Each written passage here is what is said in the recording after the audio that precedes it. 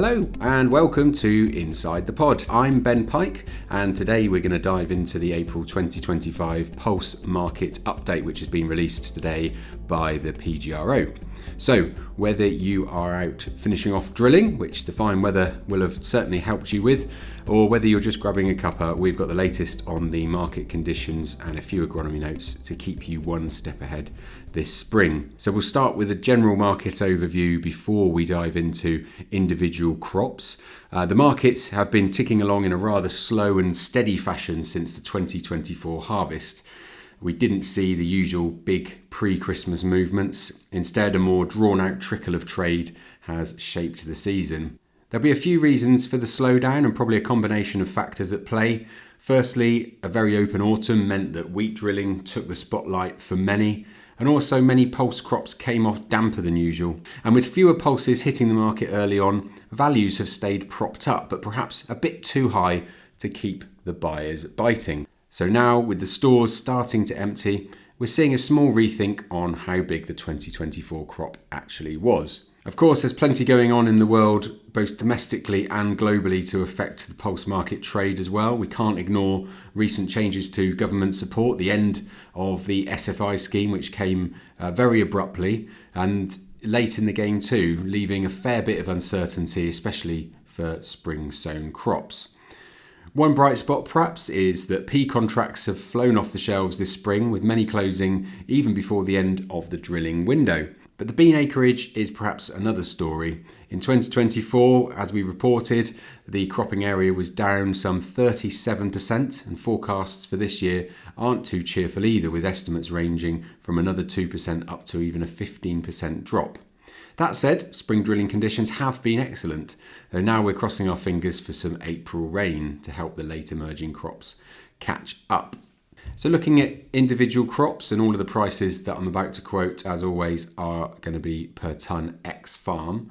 Starting with feed beans, supply seems to be outpacing demand, and for the first time in years we could be looking at a carryover into the next harvest year.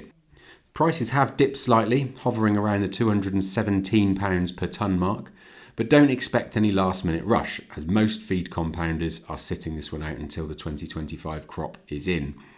Export demand also took a 50% hit early on, but with sterling weakening, there's a bit of renewed interest from Europe, especially now that Baltic stocks are all but sold out. Looking ahead, there's gentle interest in forward selling for 2025, though UK prices are still about €30 per tonne higher than Baltic offers, so competition is stiff. In terms of export beans for human consumption, there is some post-Ramadan interest coming in from Sudan, which is earlier than usual, but beware, trading with Sudan does carry risks, and thin margins make it a game only worth playing if the beans need no pre-export processing. For peas, we'll have to break this down into a number of areas, starting with feed peas. Trading at a discount to feed beans, they're up to about £210 per tonne, depending on location or quality. For marrow-fat peas, the old crop is still looking for a home, but traders are prioritising fulfilling contract obligations.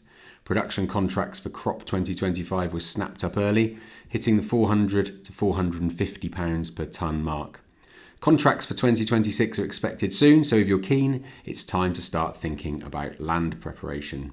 Moving on to green peas, most of the 2024 crop is spoken for. Occasional lots are still trading at around £310 to £360 per tonne, depending on visual, soaking and cooking qualities.